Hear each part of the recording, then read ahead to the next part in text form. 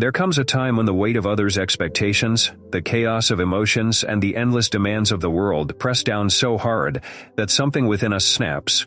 It's the moment we begin to consider, what would it be like if I just stopped caring? But this isn't about indifference or apathy, it's the opposite.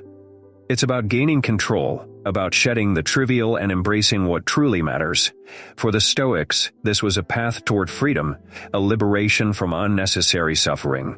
When we stop caring, not in the sense of abandoning humanity, but in choosing what is worth our energy, we step closer to self-mastery. Marcus Aurelius, a man who bore the weight of an empire, warned himself constantly against the pull of anger, fear, and ego. He wrote in his Meditations, "You have power over your mind, not outside events. Realize this, and you will find strength." In other words, he understood that it was the attachment to external validation, to the need for control over things beyond his grasp, that bound him. And when he ceased to care about those, he found clarity. The question becomes, then, what does it mean to stop caring in the Stoic sense? 1.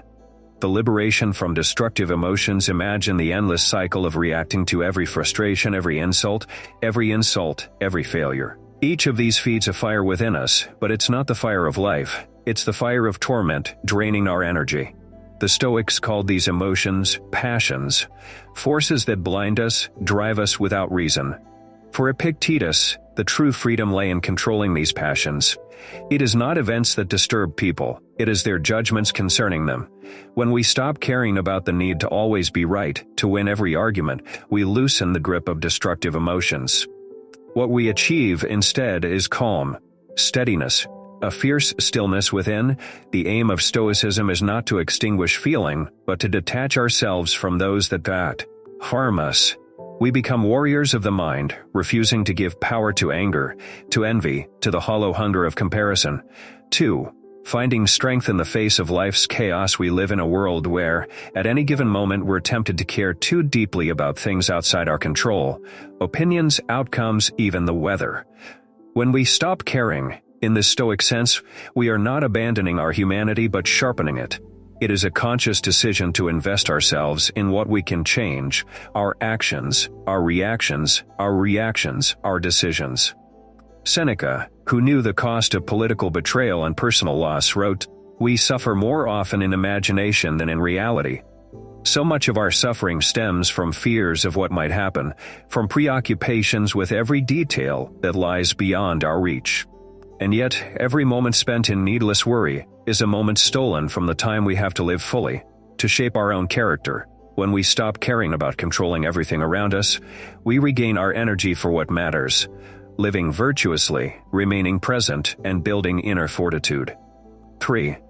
The courage to stand alone. When we stop caring about the opinions of others, we begin to act as our true selves.